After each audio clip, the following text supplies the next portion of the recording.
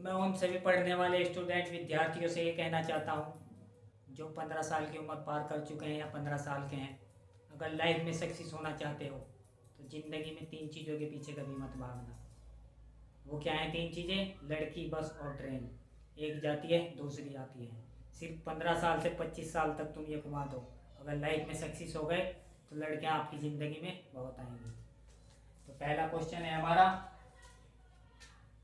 2x plus 3y minus 8 बराबर 0। ये दो चरों में एक रेखिक समीकरण दिया गया है। अब इस रेखिक समीकरण के दूसरी समीकरण लिखनी है हमें। दो चरों में एक रेखिक समीकरण दूसरी लिखनी है। कैसी लिखनी है? कि जिससे कि प्रतिच्छेद करती रेखाएं हो।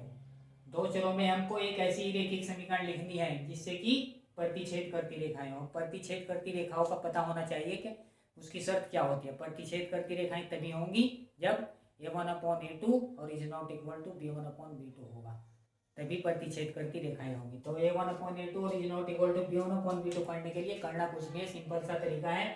यहाँ पे y का गुणांक 3 है, इसको x के गुणांक में रख देंगे तो आ जाएगा 3x, और प्लस ये जो x का गुणांक है इसको y की जगह रख देंगे, यहाँ जाएगा 2y, और माइनस 8 की जगह आप कुछ भी लिख सकते हैं, प्लस में लिख दो चाहे माइनस में लिख दो, यहाँ पे लिख दो 3 और बराबर 0। ये आ गई समीकरण 2।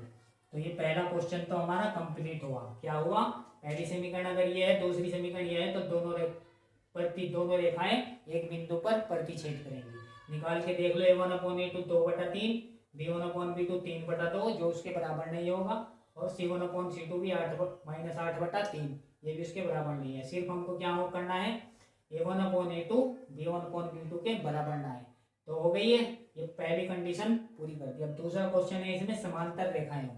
समांतर रेखाएं तभी होती हैं, क्या होता है, जब a1/a2 और बराबर b1/b2 और is not equal to c1/c2, यानी कि पहले दोनों गुणांक बराबर आने चाहिए और तीसरा नहीं आना चाहिए।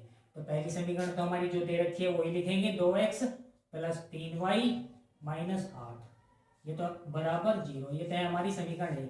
अब इस दो चर में x और y में हमको एक रेखिक समीकरण और लिखनी है जिससे कि समांतर रेखाएं हों, दोनों रेखाएं समांतर हों। अब समांतर होने के लिए जो कंडीशन मैंने अभी बताई है, क्या बताई है? कि a1/a2 बराबर b1/b2 और is not equal to c1/c2 आना चाहिए। तो a1/a2 बराबर b1/b2 कब आएगा? जब दोनों के गुणांक। कैसे करेंगे? इसको 2 का डबल कर लेते हैं, यहाँ ये कर लेते हैं 4x, और प्लस इसको 3 का डबल कर लेते हैं, ये कर लेते हैं 6y, और यहाँ पे आप कुछ भी लिख सकते हो। क्या करना है हमको? स्टार्टिंग की कंडीशन बराबर रखनी है, ये वाली कंडीशन बराबर नहीं रखनी है। तो यहाँ पे इसका डबल नहीं करेंगे, कुछ और संख्या लिखेंगे। तो माइनस में या प्लस में कुछ भी लिख सकते हैं आप। ये लिख दो यहाँ पे 5 और बराबर 0, समीकरण 2। अब देख लो करके, a1/a2 2/4, ये 1/2 आ जाएगा। फिर b1/b2 3/6, ये भी 1/2 आ जाएगा, दोनों बराबर हो गए। फिर ये c1/c2 माइनस 8/5, ये बराबर नहीं होगा, इसलिए क्या होगा? दोनों रेखाएं समांतर होंगी तथा जिनका कोई हल नहीं होता। अब करेंगे संपाती रेखाएं। तीसरा क्वेश्चन है इसी में हमारा, संपाती रेखाएं। अब ऐसी एक पहली समीकरण तो जो हमारी दे रखी है वही है। अब दो चर में हमको एक रेखिक समीकरण और लिखनी है जिससे कि संपाती रेखाएं हो। संपाती रेखाओं के लिए क्या कंडीशन होती है? संपाती रेखाओं के लिए आपको पता होना चाहिए कंडीशन कि a1/a2 बराबर b1/b2 बराबर c1/c2, यानी तीनों बराबर आ जाए। तीनों को बराबर लाने के लिए क्या करेंगे?